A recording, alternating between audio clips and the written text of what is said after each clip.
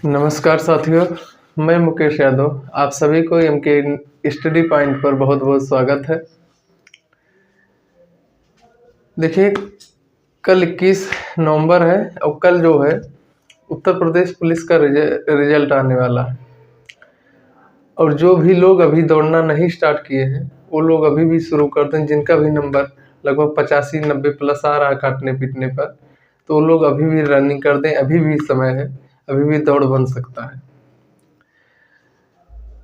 आज हम लोग का टॉपिक है कि लोकसभा का अनन्य अधिकार क्या है और राज्यसभा का अनन्य अधिकार क्या है।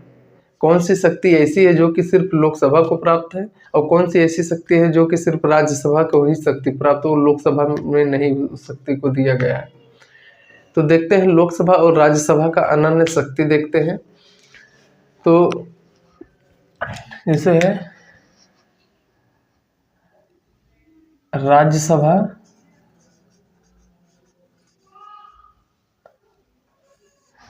और एक तरफ लिख लेते हैं लोकसभा।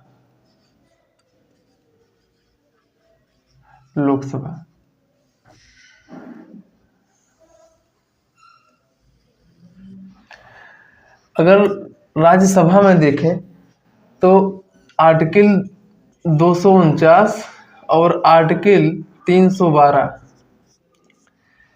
आर्टिकल 249 में कहा गया है, आर्टिकल 249 के तहत कहा गया है कि राज्यसभा में उपस्थित तथा मतदान देने वाले कुल सदस्य संख्या का 2/3 बहुमत से अगर किसी विषय को राष्ट्रीय महत्व घोषित कर दे तो संसद राज्य सूची के विषय पर कानून बनाने के लिए अधिकृत हो जाती है।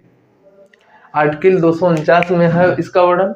और 312 में कहा गया है, 312 के तहत राज्यसभा में उपस्थित तथा मतदान देने वाले कुल सदस्य संख्या का 2/3 बहुमत से अगर किसी विषय को कोई प्रस्ताव पारित कर देती है तो एक अखिल भारतीय सेवा का गठन या सृजन किया जा सकता है। 312 में कहा जा सकता है कि अखिल भारतीय सेवा का गठन हो सकता है, 312 में है। अगली बात अगर देखें राज्यसभा में क्या अनन्य शक्ति प्राप्त है, तो उपराष्ट्रपति को हटाने का प्रस्ताव केवल राज्यसभा में लाया जाता है, लोकसभा में नहीं। क्योंकि उपराष्ट्रपति जो होते हैं वो राज्यसभा के सभापति होते हैं, इसलिए उनका हटाने का अगर प्रस्ताव लाया जाएगा तो राज्यसभा में लाया जाएगा, ना कि लोकसभा में। वहीं अगर इस पे बात करें लोकसभा को, तो लोकसभा में क्या है कि धन विधेयक केवल लोकसभा में लाया जाता है, राज्यसभा में नहीं। वही दूसरी बात, लोकसभा में अनन्य अधिकार में बात करें तो संपूर्ण मंत्रिपरिषद जो है वो लोकसभा के प्रति उत्तरदायी होता है 75 थर्ड के तहत। उसके बाद देखें कि अविश्वास प्रस्ताव, विश्वास प्रस्ताव और निंदा प्रस्ताव को केवल लोकसभा में ही लाया जाता है, राज्यसभा में नहीं।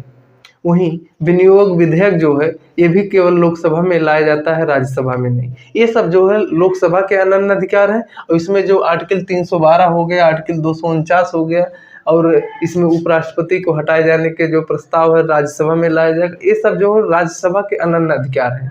तो इस पे देखते हैं और चर्चा करते हैं इस पे कि राज्यसभा का अगर अनन्य अधिकार देखें तो राज्यसभा के अनन्य अधिकार में है, पहला है कि उपराष्ट्रपति को हटाए जाने का प्रस्ताव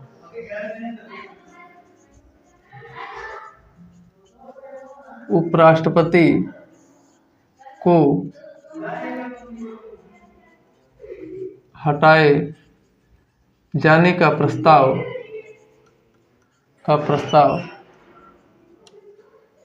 केवल राज्यसभा में लाया जाता है,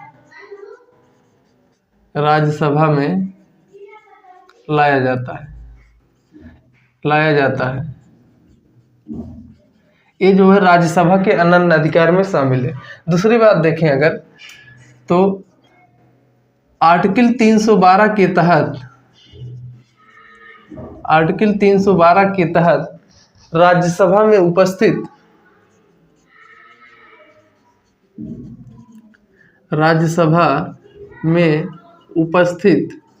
तथा मतदान देने वाले कुल सदस्य संख्या का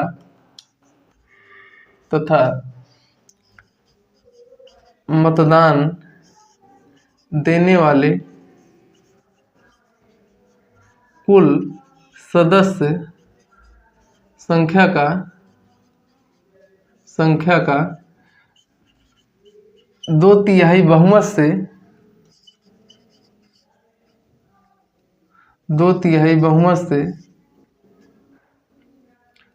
से किसी विषय को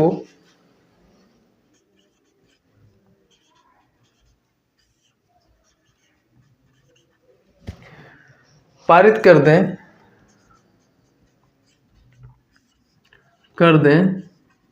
तो संसद राज्य सूची के विषय पर कानून बनाने के लिए अधिकृत हो जाती है। तो संसद राज्य सूची के विषय पर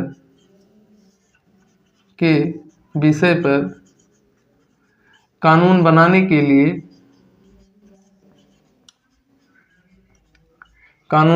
के लिए अधिकृत होते हैं।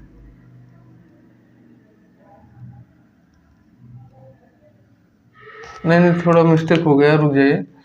इसमें कहा गया है कानून बनाने के लिए अधिकृत होती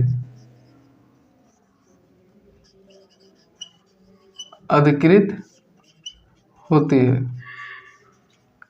ये चीज यहाँ पे जो है आर्टिकल 312 ना होकर के आर्टिकल 249 में यह कहा गया है। आर्टिकल 249 के तहत कहा गया है कि राज्यसभा में उपस्थित तथा मतदान देने वाले कुल सदस्य संख्या का अगर 2/3 बहुमत से किसी प्रस्ताव को पारित कर देते हैं तो संसद राज्य सूची के विषय पर कानून बनाने के लिए अधिकृत हो जाती है। आर्टिकल 249 में कहा गया है। वहीं आर्टिकल 312 में देखें, अनुच्छेद 312 के तहत राज्यसभा में उपस्थित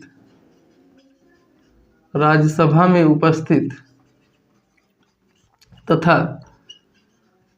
मतदान देने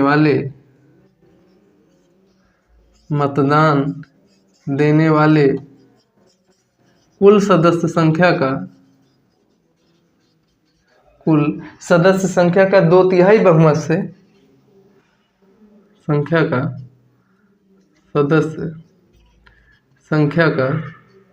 2/3 बहुमत से बहुमत से किसी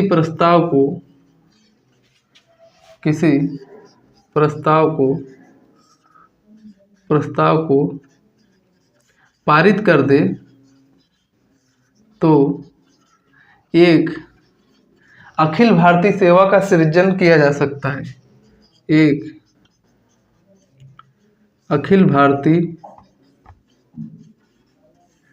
सेवा का सृजन किया जा सकता है। ये राज्यसभा के अनन्य अधिकार में शामिल है। अगर लोकसभा के अनन्य अधिकार में देखें तो लोकसभा के अनन्य अधिकार में पहला क्या है कि धन विधेयक केवल लोकसभा में लाया जाता है, राज्यसभा में नहीं। धन विधेयक केवल लोकसभा में लाया जाता है। ठीक। दूसरा बात देखें कि संपूर्ण मंत्रिपरिषद लोकसभा के प्रति उत्तरदायी होती है। संपूर्ण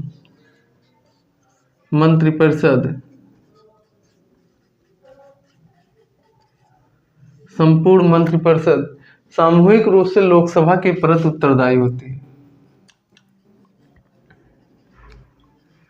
सामूहिक रूप से लोकसभा के प्रति उत्तरदायी होती है। लोकसभा के प्रति उत्तरदायी होती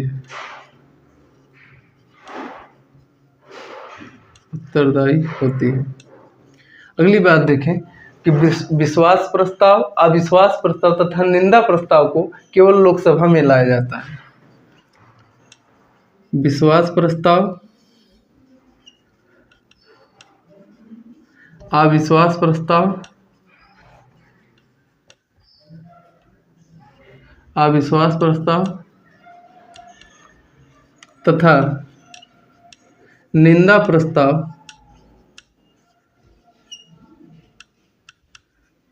केवल लोकसभा में लाया जाता है, सभा में लाया जाता है, लाया जाता है। वही देखें, विनियोग विधेयक जो है ये भी केवल लोकसभा में लाया जाता है। विनियोग विधेयक केवल लोकसभा में लाया जाता है,